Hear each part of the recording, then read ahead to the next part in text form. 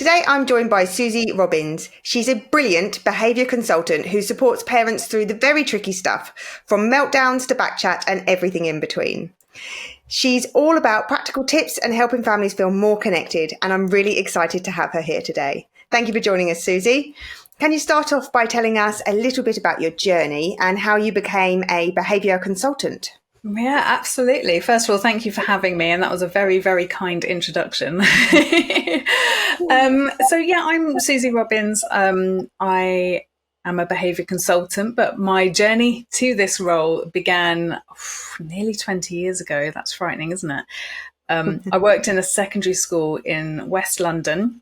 My job there it's called an interventions manager. And what that means is I was in charge of a cohort of students who were deemed to be at risk of social or academic exclusion.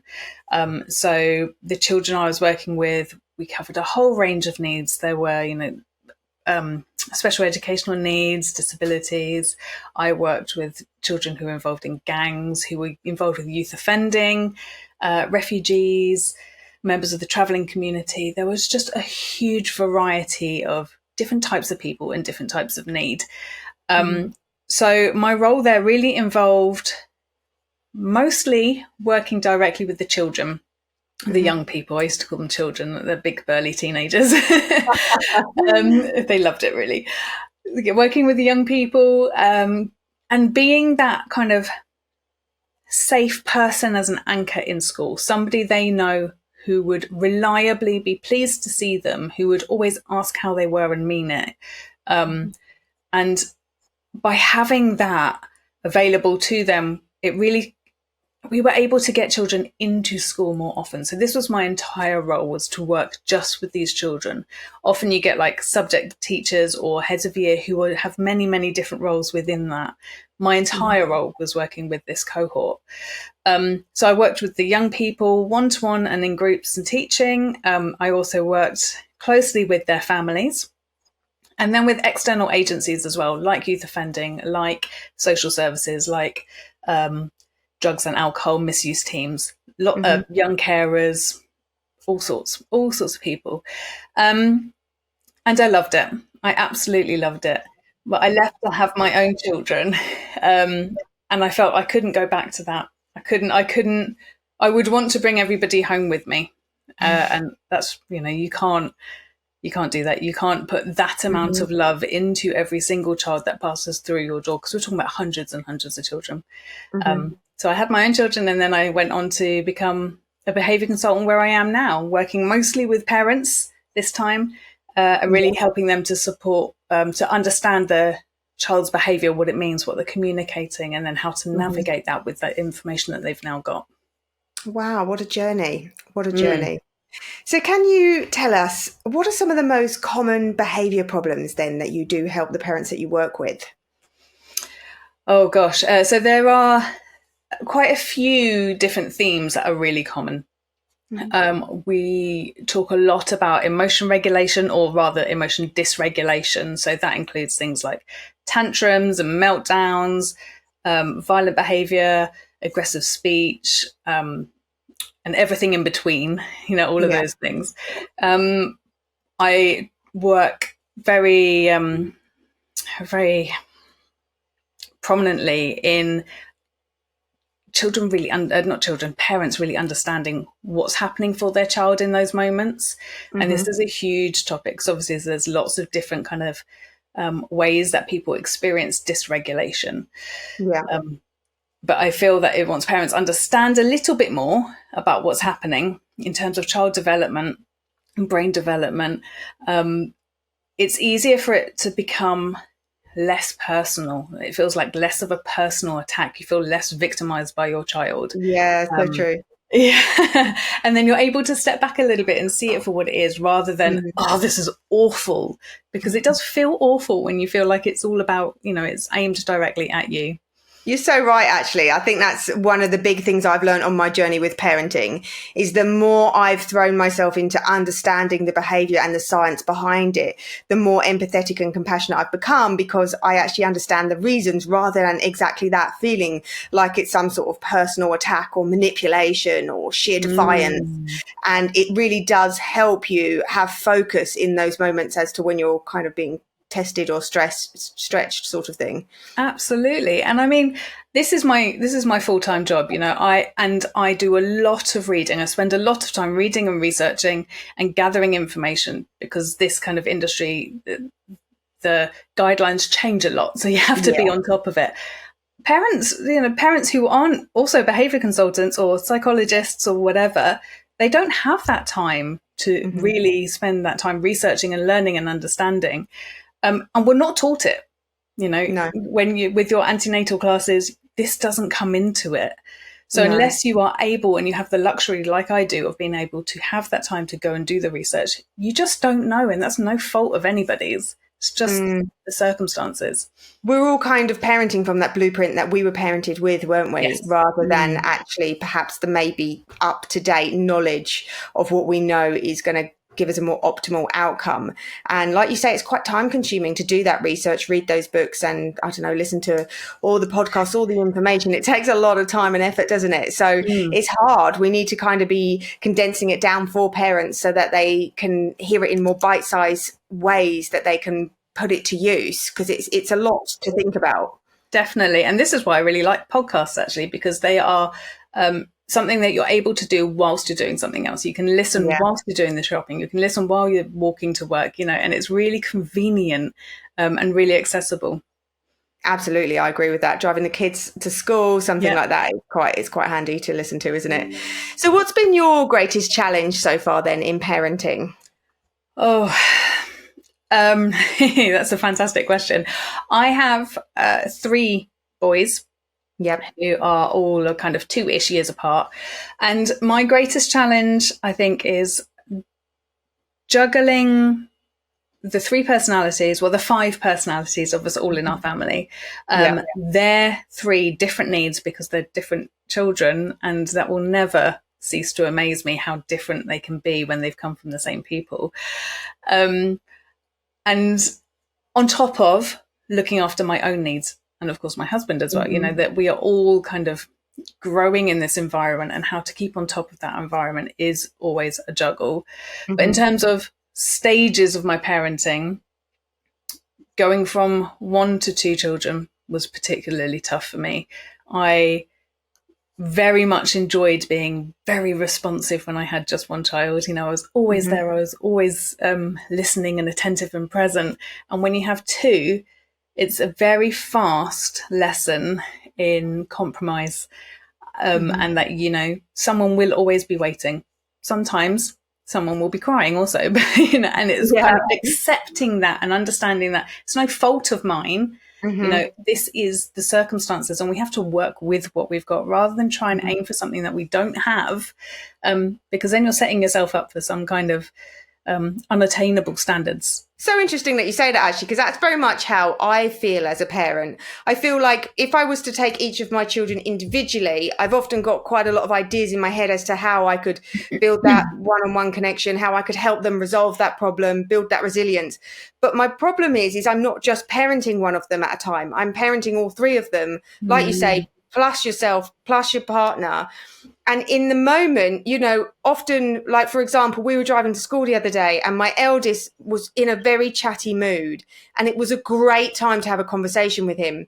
But my youngest hates the car, and she likes to cry the entire 20 minutes that we're in the car. So she was crying. And then my middle son just likes to talk a lot. He's very, very chatty. He's only 4. He likes to do the superhero noises. So there's just a lot of noise. And I just couldn't find the words to talk to him about what he wanted to talk about. And I could see he was getting frustrated. And it felt so frustrating that in this moment, I was going to miss my moment because there were other children and other needs in the car. And it's sometimes, like you say, accepting that, isn't it? And finding ways to manage that can be really challenging. So true. And I think lots of parents have really high standards and high expectations. We spend a long time before we become parents, imagining what it would be like to be a parent. And we have these imaginary kids and an imaginary life, and everything is sweet and rosy and lovely. And there's wooden toys. We're going to go everywhere and love the car, obviously. Yeah, exactly. Exactly. And the reality is very different. I think just having that self-compassion in those moments of, yes, this is a shame, but it doesn't mean we're missing this opportunity forever.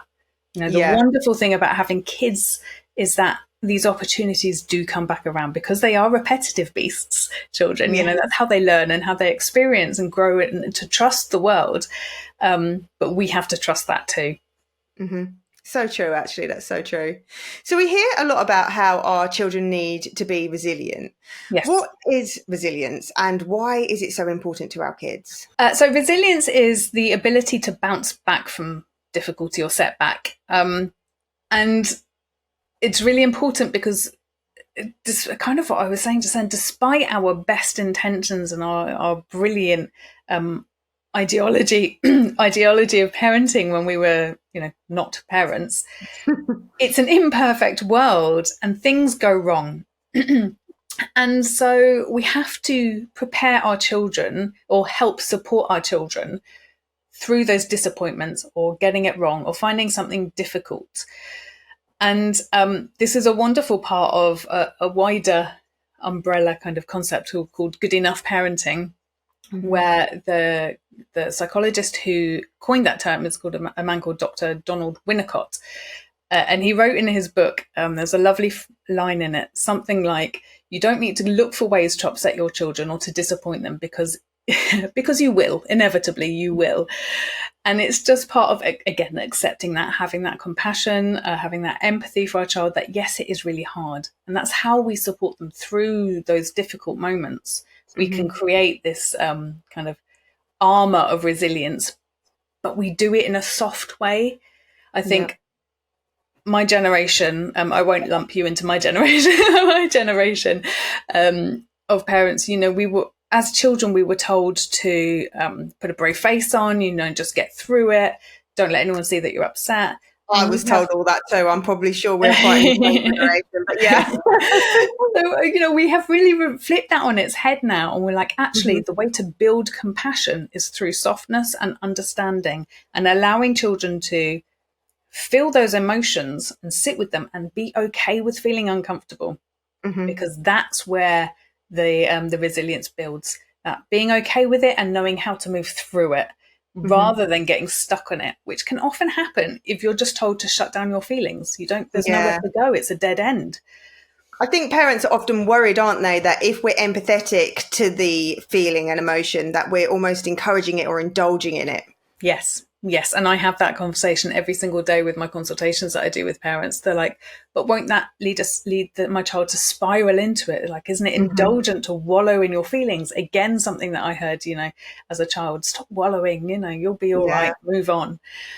And actually what it does is it just allows your child to understand that emotion, to experience it, to trust that that emotion passes. Again, you know, that being really happy passes, and that's okay. It's meant to. Being sad, being angry, being disappointed, they pass. It's transient. So it's it's understanding, isn't it, that we're supposed to feel all of the emotions. You can't possibly stay in happy 24/7. So we are expected to feel anger and disappointment and guilt and all of these other emotions as well. And it's okay to hold space for that, knowing that it will pass and you will move on to other emotions as well. Yeah. And it can be hard as a parent, can't it, to sometimes hold space for your children's negative emotions. I know I find that quite challenging. I do want to shut it down and I do want to move on, and I have to really restrain myself from doing that. And it's uncomfortable for me, and that takes practice. Yes, definitely. We do. We want it to stop because it is uncomfortable. Yeah. And as humans, we don't like to be uncomfortable because, you know, in terms of evolution, and that we would have been vulnerable then if we were, you know, in an uncomfortable space. But I always say to my children and the parents that I work with that we all of us have a full range of human emotions, and they are all natural, normal, healthy and safe. Sometimes they feel behaviors that are unsafe and unacceptable, and that's different. But the emotions themselves are all completely acceptable. Sometimes people do get stuck in them and they do need some help moving forwards. But that's a juggling act of knowing your child and knowing the situation and understanding with real empathy how much of an impact any situation could have on them. So it brings me on to my next question. How do we encourage good behaviour in our children then without nagging, shouting or threatening? I think that's something that we often do without even really realising sometimes, isn't it? But it's a big one that I feel lots of parents wish they could change that cycle that they're in. Yeah, absolutely. And again, this probably comes back to the generation of, the children we were when we were parented, because like you said earlier, it's hardwired into us and this is the blueprint that we work from. And our parents' generation was told to parent through kind of fear and punitive measures. So they want to shut down behaviors. They don't want to explore it. It's unacceptable. Let's stop. And so when we are depleted and our resilience is low, think around kind of after school time, dinner, bedtime, bath time, all of that time that's really hard as a parent, what happens is our parents' voice kind of comes out of our own mouths. Like there's definitely times I'm like, oh, that sounded like my mum. Oh, that was my dad. Right. Yeah. Good and bad, and so we kind of come up with these things that are based on typically bribes or threats. So if you tidy your room, we can go to the park. That's a bribe. If you don't tidy your room, we won't go to the park. That's a threat. And we don't need either of these things. What we can do is get our children to look inwardly, look how they feel when they are doing the right thing. How do they experience that? Are they proud of the process that they've gone through? Maybe they didn't want to tidy their room because there was little tiny bits of Lego everywhere. Thinking of a particular son of mine. But you work hard you can help them. You can work hard together as a team and you get it done. And that's satisfying. But without that inward kind of lens, then it can be very easy for you to kind of look at the threats and the bribes. But yes, encouraging your child all of the time. How do you feel? How does that make you feel? Are you proud of anything that you've done today? For example, and that positive reinforcement when they are doing something. This is actually one of my favorite techniques to use with families that are going through really tricky, sticky times with each other in terms of their relationships. When you start looking for the things that they are already doing really well and you verbalize it and you acknowledge it, you begin to see more of it because you're telling your child explicitly what they've done and that you want to see more of it. You're not just saying, oh, well done, good job. You're saying, that was fantastic, the way that you set the table. And I didn't even have to ask you. Like, that's so helpful. Thank you. You're making your child feel seen and valued. You're not taking their efforts for granted. And I think we all behave better when we don't feel taken for granted. Absolutely. I mean, that leads into my next question, to be honest, was, more about descriptive praise, as you've just described there, and the effects it has on self-esteem and confidence, because the children respond to it and remember it so much better, don't they, when we've literally described what they've done. And you're so right. Like, we take for granted the things that our children do. We're so busy looking at what they didn't do. We forget to tell them that, you did put your shoes by the front door when you came in and you took your plate over to the side. And that's where they build their self-worth and that they feel that they are good at something. And that in turn encourages more positive behavior, the stuff we want to see, really, doesn't it? Rather than being stuck in that cycle where we are constantly nagging that, but you didn't bring your bag in today. Whereas if we actually remind ourselves of what they did do, chances are they've made some progress over the last couple of months and they've done something this day that they didn't do last week. And if we focus on that, it can make a phenomenal difference, can't it? Oh, absolutely. And because our brains are, we have a negative bias, we're always looking for the things that are a threat or a danger or take away our autonomy or, are just annoying. Our brain automatically sees those. And so when I'm working with parents, I'm always saying to them, this is why we look for the good. because it is around you, but your brain just doesn't pick up on it as much because it's not a threat. In terms of evolution, it's never a threat to you, the good stuff. And as you say, there's always something to be celebrated. Always, always. Even if it's tiny, small, like, I don't know, maybe your child didn't shout at you when you woke them up. You have to see that as a positive. You acknowledge it. Like, yesterday you shouted at me and that made me feel a bit sad. But today you say good morning and I feel so loved and connected to you. And that tells them explicitly that tomorrow you would like the same thing again. Yeah. And it holds so much more weight, doesn't it, than the conventional good job, well done.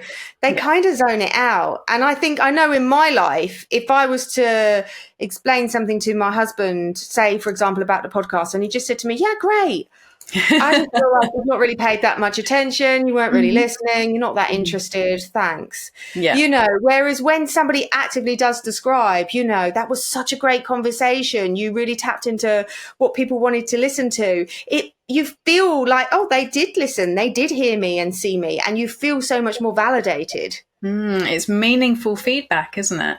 Yeah. And if somebody is giving you meaningful feedback, it means that they understand what is meaningful for you as well. So sometimes we can just use platitudes or kind of wide, well done statements for our children for something that they don't value necessarily. So let's say I've got a certificate behind me that one of my children got at assembly weeks ago, I'm not sure.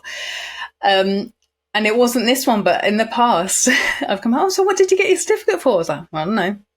But it was not important to him, important enough for him to even know what it was. Like, he didn't listen. It just didn't land with him. Whereas on this, I've got a picture of a rainbow that one of my children's drawn here behind me. And they worked really hard. Like, he's six. He's probably drawn 6 million rainbows in his life. That's his thing. But this one he's particularly proud of. So, we hang it up and we say, tell me about it. I really like the way that you made it so tall. It's meaningful to them because we've done that work about looking inside. How does it make you feel? I want to know how it makes you feel so I can celebrate that for you, with you. So just explain then, why do we want to be aiming for more statements like you worked so hard on that drawing over things like you're so clever? Thank you for asking me this. This is something I'm very passionate about. So things like certificates and you're so clever and sticker charts and rewards and merits and all of that, they tap into something called our extrinsic reward system, which is where we are externally validated.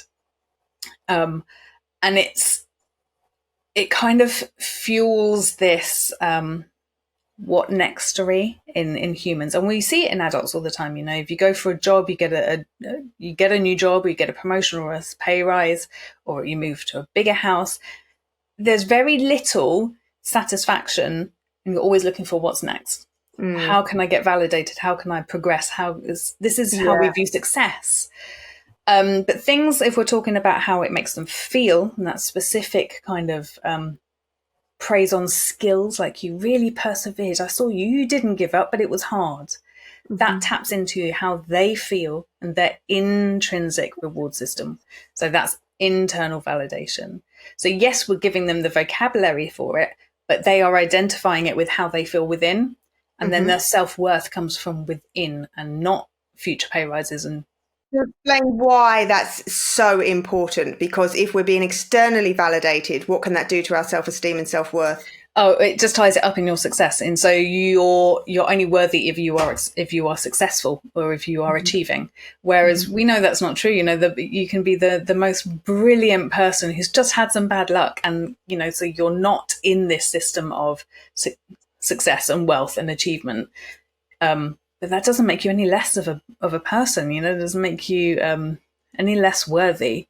And so we really need to look at kind of building that sense of self and self-worth and self-esteem from within rather than platitudes and achievements, accolades. It's the same with, isn't it, when we're telling our children, I'm proud of you. We really want to be using the terminology of, are you proud of yourself for the work that you've done, so that they've got that intrinsic worth, haven't they, rather than being dependent on mum and dad's validation. Yeah, definitely. And if you want to be really kind of Puritan about it, you can go one step further and just, rather than are you proud of yourself, you can say, how do you feel about what you achieved or what you did? And then that leads them to come to the word proud or not bothered, as it might be in the case of the certificate. And yeah, so if it just feeds into that really nice bolstering of your sense of self. I love that. Okay, so can you give us some tips to handle backchat and rudeness? Because I know this is something that, is a bit of a hot topic for parents. As a parent, we often run into power struggles, don't we? So how can this be avoided and what can we do? So I have an answer for this. Apologies, it's not a really quick fix. No behaviour fixes, I'm using air quotes here, are ever a quick fix if we're looking at really resolving the root cause.